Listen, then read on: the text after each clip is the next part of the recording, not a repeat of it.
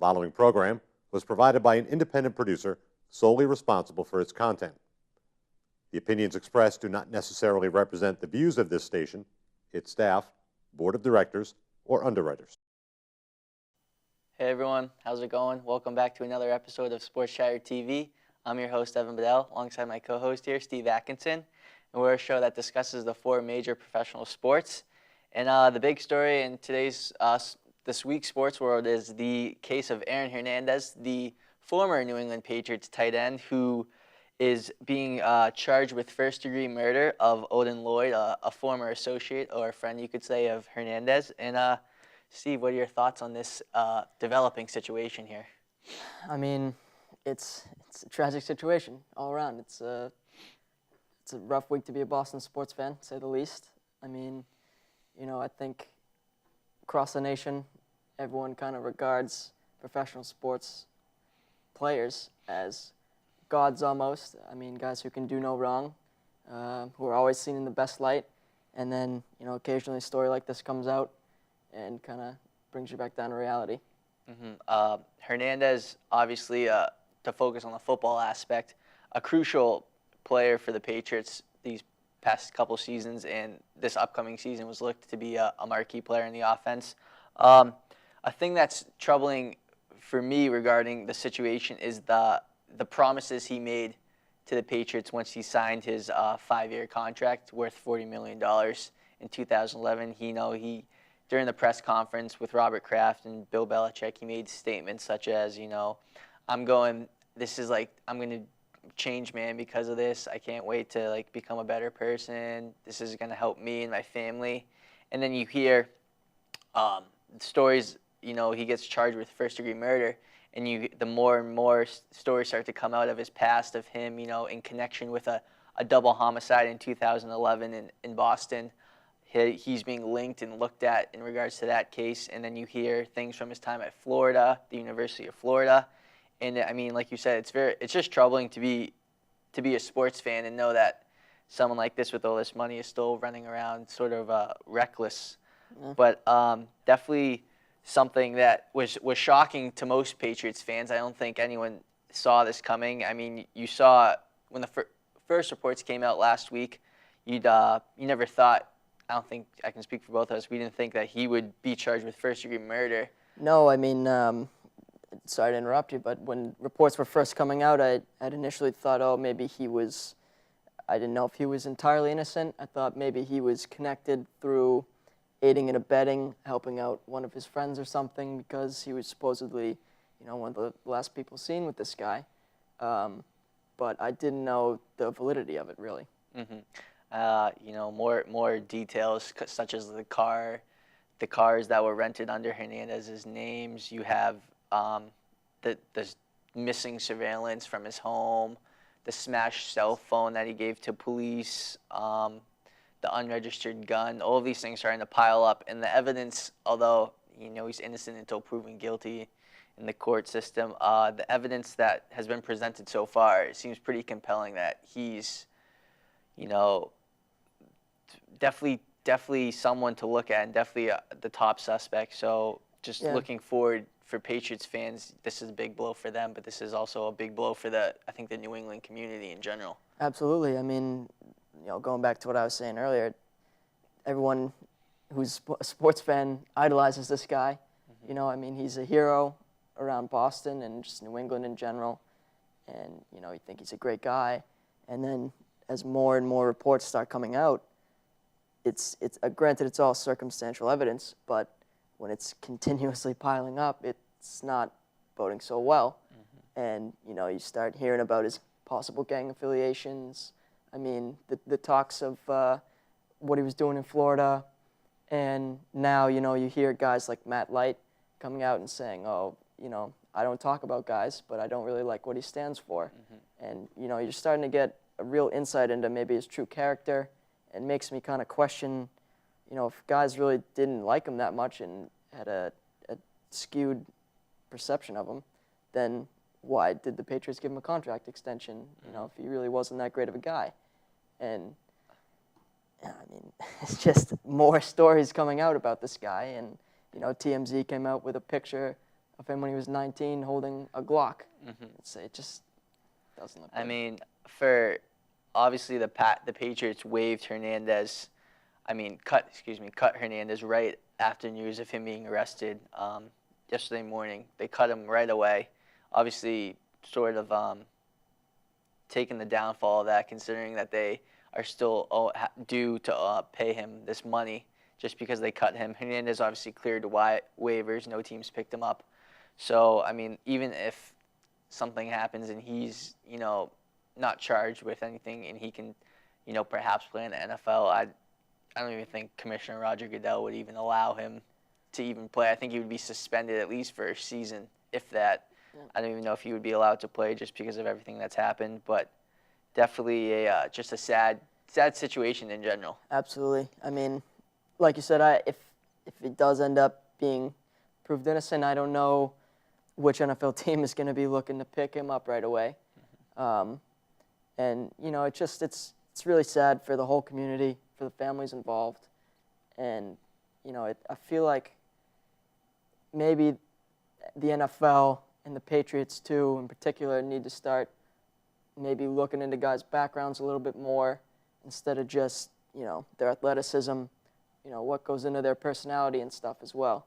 And I think that this was something that could have been building up for the Patriots because they've been taking a lot of risks on guys, like starting with Corey Dillon, thinking, we can change him. And of course, it worked out, winning the Super Bowl. And then moving on to Randy Moss, and then picking up guys with actual criminal records like Hakeem Talib and what's his name? They picked up Ocho Cinco as well. Yeah, Ocho Cinco, he didn't contribute, but he wasn't a nuisance on the field as well. His issues were more, Twitter and talking and stuff like that, social media.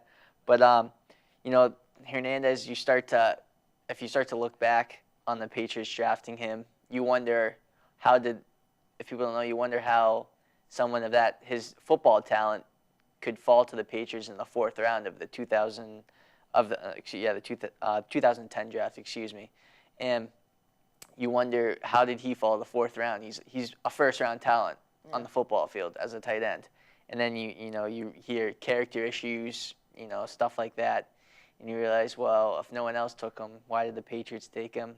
It worked out for the first couple of years, but now this comes out, and you have to sort of second-guess the Patriots' way. Absolutely. I mean, it just it definitely tarnishes the image. Unfortunately, it's not the important thing at hand, but it can't help. It doesn't help the Patriots whatsoever. I mean, with the whole Spygate thing, we haven't won a Super Bowl since '04, and it's piling up. The more guys that we're picking up who aren't adapting to the Patriot way, and just across the league too, with players who seem to have mental health problems. Of course, with Belcher recently and that whole tragedy, and former Patriots players like Seau, and it's just it's tragic. Yep. Just a stat for people to know: since the Super Bowl, 28 NFL players have been arrested just since the Super Bowl alone, which was in February, obviously. It's staggering. So that's a lot of obviously NFL players. So you wonder if that's more of an NFL issue as a whole rather than a team specific. But this is definitely some story to keep following, and we'll definitely keep everyone out there updated. But moving on to a more, to the NHL here.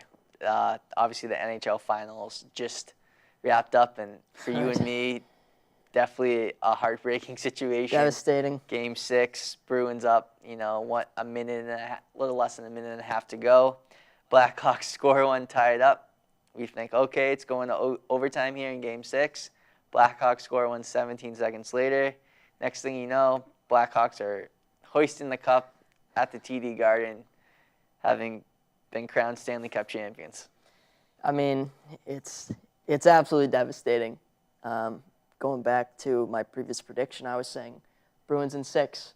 Well, who could have predicted it was going to be Chicago in 6? And like you said, I mean, as a fan watching the game, it was very close throughout the entire thing. Both sides had clearly adjusted to the other's game plan, but the Bruins were starting to get an edge on the Blackhawks. Their forecheck was really clicking. You know, Lucic picking up that crucial goal to give them the lead. And then, you know, where third period's winding down, you're thinking, oh, way to go, Bruins forced a Game 7. And then they tie it up.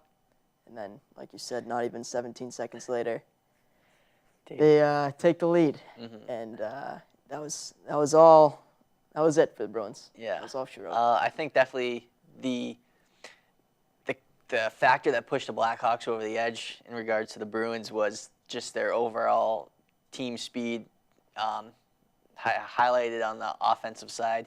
I think Patrick Kane, in particular, won the Conn Smythe, so MVP of the playoffs. Definitely well-deserved. Definitely stepped up against the Bruins, but just his speed against the number one pairing of the Bruins defensemen, Zdeno Chara and Dennis Seidenberg. I think you saw that, you know, the foot speed was definitely in favor of the Patrick Kane, Jonathan Taves, you know, Andrew Shaw.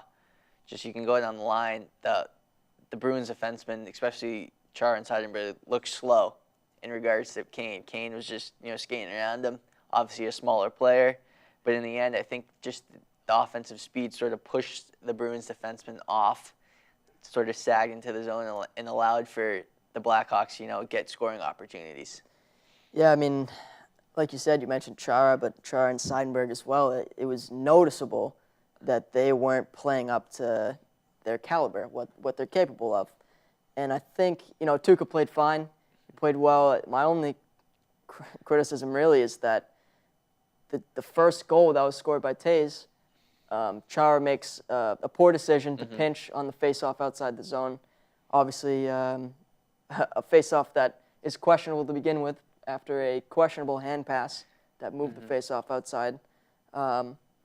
But, you know, Chara makes a poor decision. He pinches, and then it's a 2-on-1. Tuukka's following Taves the whole way, the whole lane, and he gets beat 5-hole. Yeah. Now, that's a save you got to make. And, you know, Tuukka Rask has been playing unbelievable. This has clearly been his best season, best playoff run.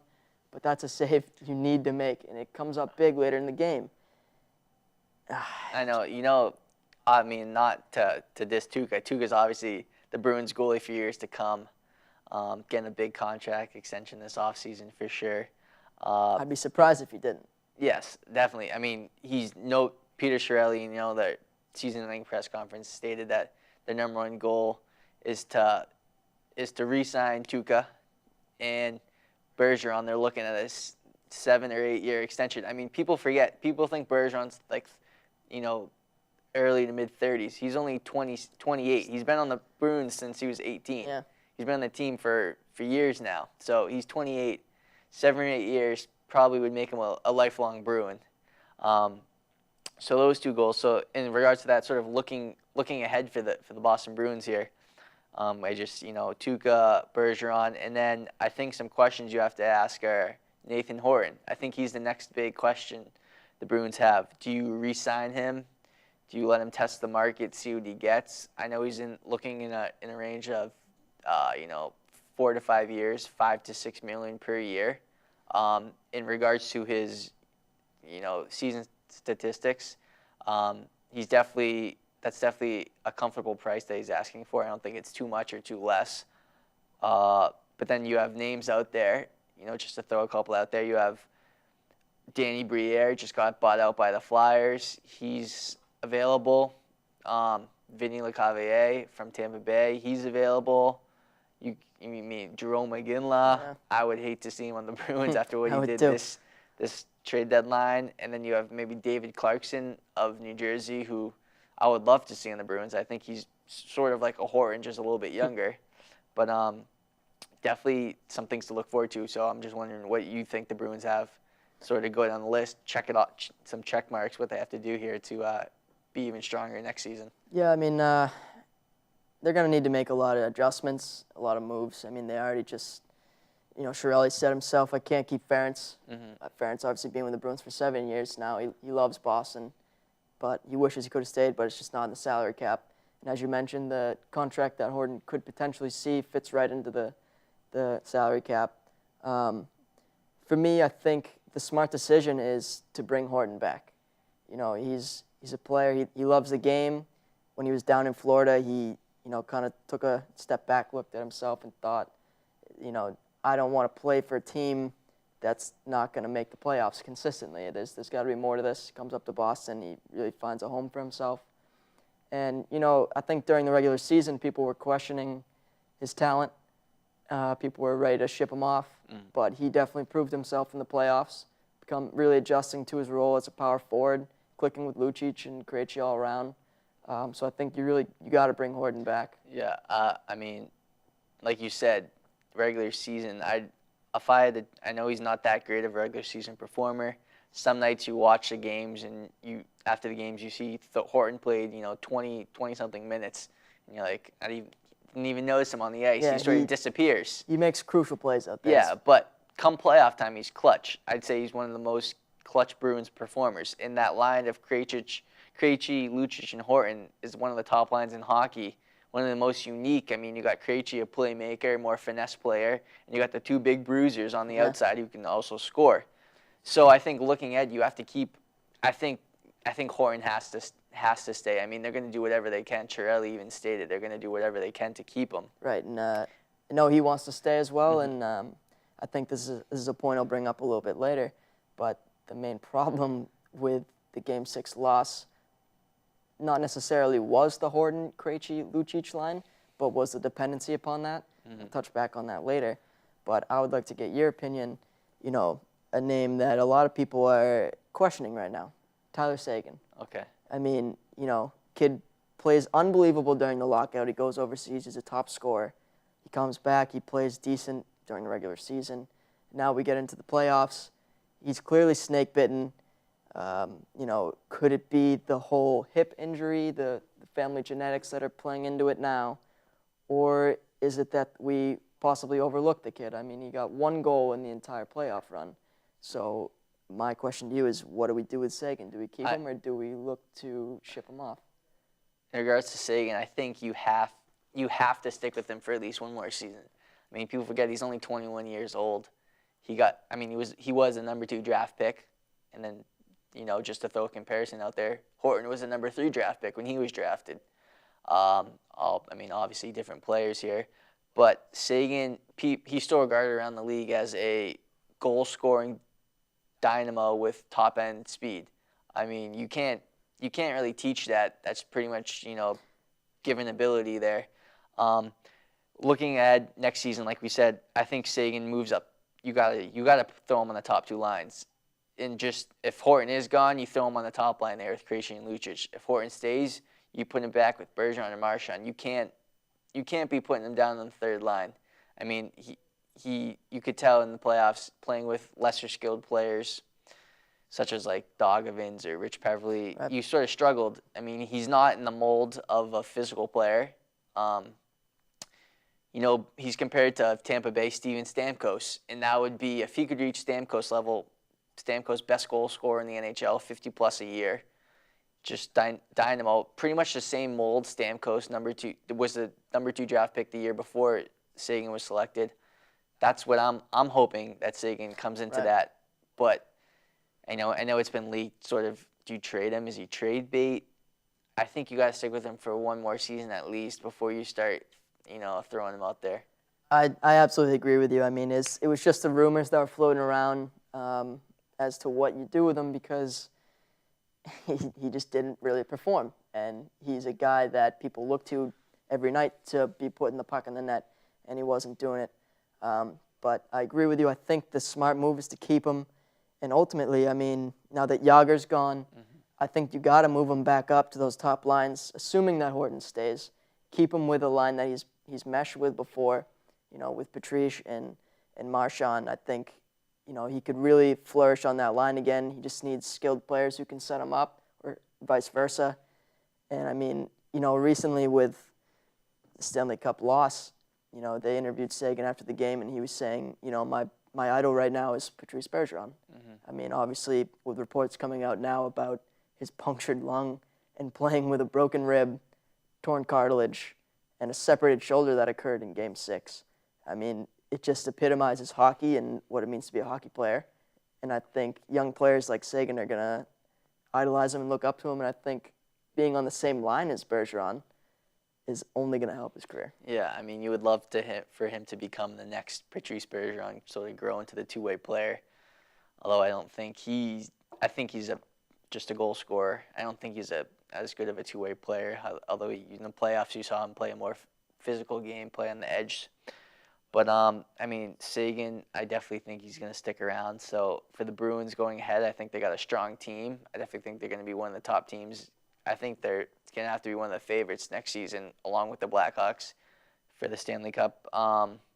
So that's something to look forward to. Just, I hope Bergeron's all set, like you stated, with the injuries. But I'm definitely looking forward to next season. Absolutely. I mean, the roster's full of young players. They got a lot of years left on their contract. So it'll be interesting to see how it turns out. And, my main takeaways from the Stanley Cup loss were just that the Bruins and Blackhawks were drastically different teams. I mean, when you're looking at the Blackhawks, you got a ton of skilled players. You got Kane, Taves, Hossa. I mean, even look at Oduya. A lot of skilled players. And, they're tape-to-tape passes all the time. They're making 3 to 4 short passes in their own zone, breaking the puck out easily, and then getting odd man rushes down the other end. And I think the problem was, for the Bruins, was that they were having guys, their normal goal scorers, underperform. And then the other players kind of started to look towards the Horton, Krejci, Lucic line and rely on these guys too much. And, these guys are obviously skilled players, but are they the same level as Kane and Taves? No. The Bruins' skill is, their strength lies in their depth. And they really need several lines of guys who are really performing well and putting the puck in the net as opposed to relying on individual players' skill. Yeah, I definitely agree. So looking ahead for Bruins, that's something to look forward to, see if they can acquire more depth and whatnot. But moving on to some NBA talk. The big story for the NBA, obviously tonight, is the NBA draft. Number 1 overall draft pick, surprise there, Anthony Bennett, the freshman of UNLV. People didn't expect that, but the bigger story this week in the NBA was the Doc Rivers becoming the new head coach of the LA Clippers. The Celtics obviously get a draft pick out of that as compensation. And then today, news comes out that the Brooklyn Nets and the Celtics are in talks for a blockbuster deal that would send the Truth, Paul Pierce, and Kevin Garnett to Brooklyn, along with Jason Terry. And then the Celtics in return would get Chris Humphries, Jared Wallace, and a couple first-round draft picks in the upcoming years. That would be a great trade for the Celtics, I think, just because you shed some of the money there. You free up some cap space. I would love to see Paul Pierce remain a lifelong Celtic. I don't think that's going to happen. And obviously Kevin Garnett doesn't want to be there. He wanted to go with Doc to L.A., although that deal with L.A., it's sort of, they couldn't trade players within the next 1 to 2 years because of that deal. Sort of a unique side. An interesting move that unique Stern side. put down on it. Unique side for that deal. But I think this would be a good trade for the Celtics in the long run. In my opinion, is it a slam dunk? No. But if you're the Celtics, you got to make this trade. I mean, as you said, you're freeing up cap space. Unfortunately, you're getting rid of Garnett and Pierce, a couple of grizzled vets. But you're also pulling in some new guys. And for the Celtics right now, they're in a period of rebuilding. And, it's important that they're picking up picks for, I think, 2014, 2015, 2016, and then 2018, already having a first-round pick, obviously, before this trade. And then they're picking up Humphries, another skilled player, as well as a couple other guys that they could potentially deal off too. I mean, it's ideal for them right now. I know there's rumors out there, you try to swing Paul Pierce maybe to Atlanta and for Josh Smith, package around that. You don't know if this deal happens, if Jared Wallace with them is a piece that will be shipped out to Atlanta for Josh Smith.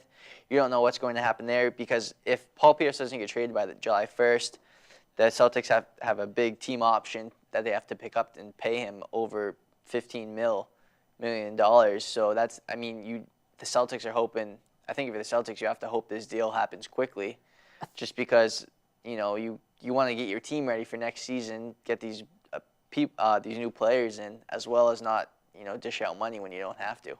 Definitely. I mean, they're looking to already start, figuring out who's going to be where, what the plays are going to be, and they got to make this trade. And I think the only thing that's holding them back right now is, for some reason, Kevin Garnett has a no trade clause, in his contract, and that's what's holding up this deal. Whether or not he's going to waive it, I think Pierce wants to play with Garnett and vice versa. So I think that they're talking amongst themselves as to whether they want to go play for an old rival, or not an old rival, but underneath kid who was an old rival, a rookie coach now. Yeah. And whether it's the right move for them. And I think ultimately it is the right move for those two. I would love to see them finish out their years with the Celtics, but I think what's best for both parties involved is for them to go to Brooklyn. That would definitely make the Brooklyn Nets starting five very, very, I think, very top heavy. Stacked roster. You'd have Joe Johnson, Deron Williams, Brook Lopez, obviously KG, and Pierce. I think Pierce would probably be the sixth man coming off the bench, which is great sixth man there. I think if they did this trade, the Nets would probably be the number 2 or 3 seed in the, next season. Yeah, obviously the Nets they're trying to get to the finals. Yeah, that's that's their new franchise out there, the big new arena and whatnot. So they're definitely looking to compete with the Heat. Speaking about the Miami Heat, something interesting that I find is obviously the Miami Heat just won the championship. LeBron, second in a row. Dwayne Wade, 3-time NBA champion. And even before the finals, you heard 2014 associated with LeBron James, just because LeBron James, 2014, he can opt out of his contract and become a free agent. And this brought up an interesting aspect of, will LeBron go back to Cleveland? Just, sort of come full circle, leaves Cleveland, is hated, comes back, sort of the savior of the franchise. Right. What do you think if LeBron actually went back to Cleveland in 2014? Well, I mean, hypothetically, I don't know how his reception would be coming back to Cleveland. But ultimately, in my opinion, I don't think he's going to go back to Cleveland. I think, obviously he's going to want to be with this core group of guys. He wants to keep winning championships. But going back to Cleveland, it would depend on a lot of things. The money he's going to be looking at, who he's going to be playing with. And I think in the back of his mind, he's got to think about his reception coming home, too. Yeah. I mean, obviously he's from Akron, Ohio, played high school there, from the Ohio area. So it was definitely unbelievable when he left Cleveland in the first place. But to go back there would sort of be, I think it would kind of be funny, just because you saw people burning his jersey and whatnot, and all of a sudden he's coming back there and they're gonna be like, why did I ever burn that jersey and whatnot? Welcome him home with open arms? I don't know. So flip it the other way. What if Ray Allen came back to the Celtics, Yeah, but I think that's a totally different situation, just because LeBron is the hometown boy, drafted by Cleveland. Oh, of course. Whereas Ray, wasn't drafted by the Celtics, wasn't from, Boston. Still a huge contributor to the team, though. And winning the title and everything. I know, but I think it's just apples and oranges, just because, Ray Allen was never LeBron James. Well, of course, stature. Is he the same skill level? Definitely not. Yeah. I mean, but definitely something in 2014, mark it down, if LeBron, the second decision, per se. Taking my talents. Yeah, taking his talents maybe back to Cleveland, but we'll see. But that's it for the 6th episode here of Sports Chatter TV. Again, I'm your host, Evan Bedell, alongside my co-host here, the Showtime Steve Atkinson. And don't forget to tune in for another episode of Sports Chatter TV. The preceding program was provided by an independent producer solely responsible for its content. The opinions expressed do not necessarily represent the views of this station, its staff, board of directors, or underwriters.